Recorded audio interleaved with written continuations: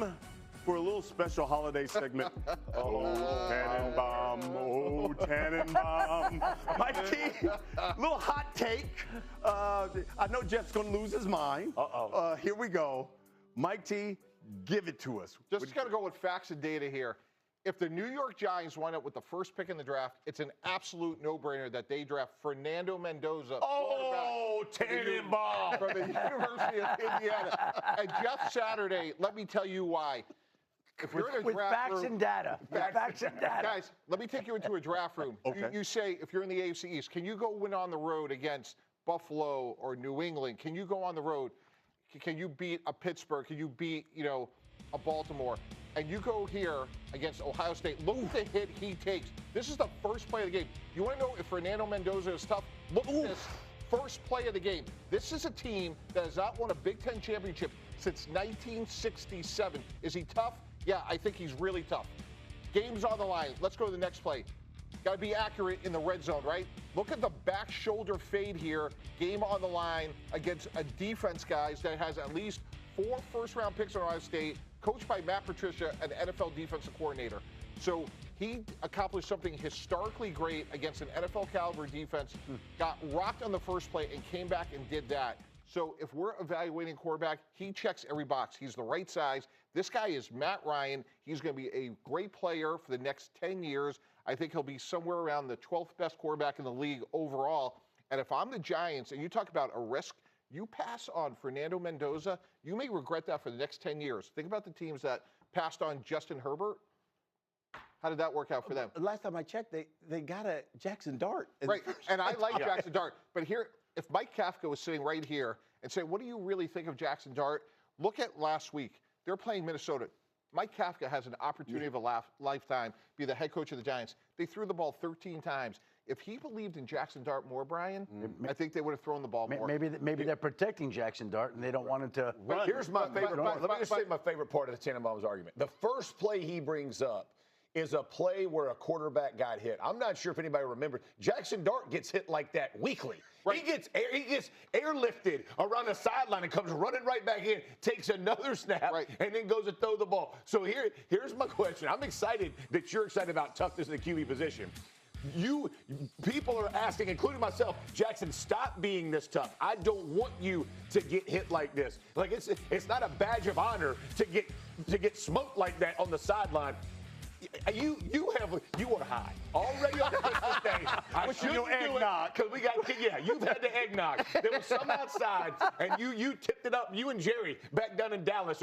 No, sir. You help Jaxson Dart by getting other players. Trade down, put some bodies around him that helps you win. This dude. We're talking him off the ledge, and you're going to go replace him. This has nothing to do with Mendoza. I'm not even getting into that. But you already got a quarterback in the building with Scadaboo and with Malik Neighbors. And they love Jaxson. Yeah, they love Jaxson Dart. I like Jaxson Dart. He could be a B. They love Jaxson Dart. Okay, I think he could be a B. But why would you pass on an A when if you lose to the Raiders, you're likely on the clock, and you have a guy? Think about the durability and production of Matt Ryan for a decade.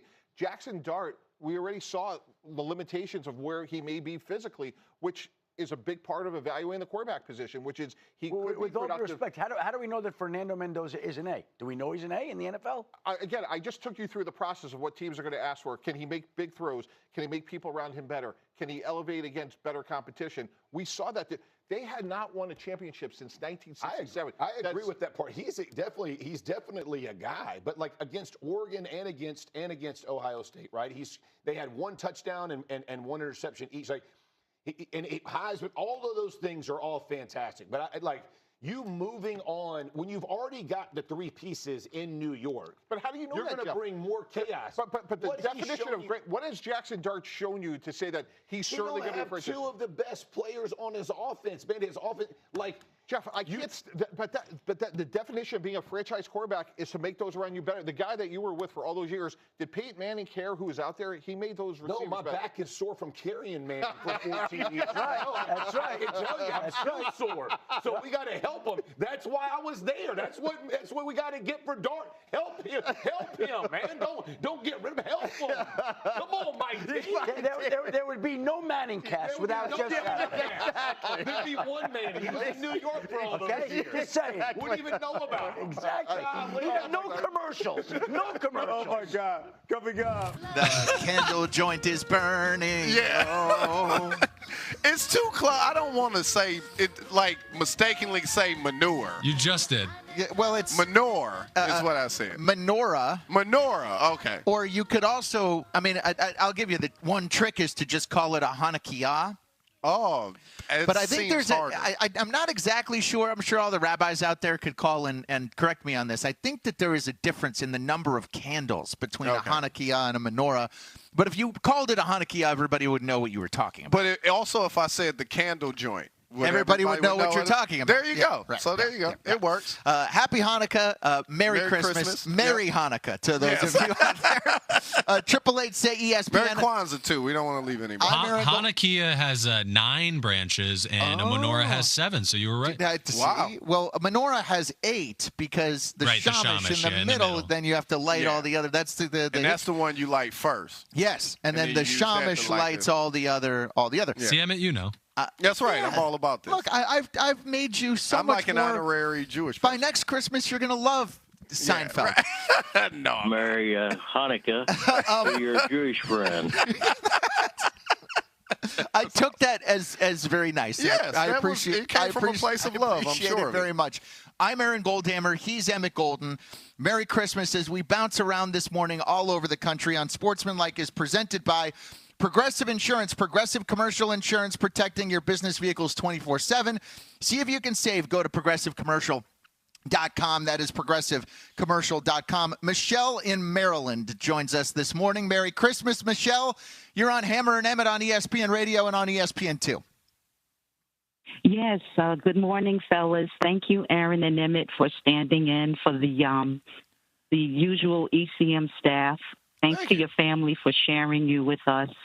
And I'm up this morning because, again, there's no Jets championship under my Christmas tree. No. I was 8 years old when they last won one, and I'm hoping every Christmas that it happens. So I just want to say Merry Christmas to everyone around the world, and Happy Hanukkah, Happy Kwanzaa, and whatever your culture celebrates, I wish you the best for the new year. It's very wonderful sweet. Call there, Thank Michelle. you, Michelle. And my sister's name, Michelle. Yeah. So good stuff I there. was wondering if she was going to take a swipe. You know, I'd like to wish a happy holidays to everybody. And Aaron Glenn, Cole in your stocking. You know, but this is the one thing. Find me my quarterback. At least she did see a championship. Yes. Right? Like there's some. Emmett, that's fans. not just any championship also. Yeah. Now, I know it was in 1969. But that's a pulling the upset in a game everybody will always remember that has an indelible, iconic moment. You know, we talk about this here in Cleveland. The Cavs, the only championship you've seen in your life was the Cavs in 2016. And that kind of counts for 5. Oh, absolutely. And the way they did it, coming back down 3-1 and everything was amazing. I'm jealous because you knew what year she was referencing when she was like, the Jets won. That's part of my job in the relationship between the two of us. You're the cool one. I'm the one that remembers that the Jets won Super Bowl III over the Colts in 16-7, I think was the final score. Yeah, I had no idea. I just took her word for it. Joe Namath, running off the Broadway Joe. Okay, that's right. Emmett, J.J. McCarthy has had 4 injuries this year. 4 injuries under the holiday tree. That's a lot. There have been high highs. There have been a lot of low lows. If you're in Minnesota today and you're getting ready to watch this game or go to this game or whatever between the Lions and the Vikings, you've got to be thinking about what might have been. In my opinion, you committed to J.J. McCarthy. All you had to do was franchise Sam Darnold. Yeah. And I think, Emmett, if they had done that and Darnold had been their quarterback, they wouldn't be in this Max Brosmer position that they're in now, the guy that's going to start at quarterback for them today. And I still think that they'd be in the playoff race.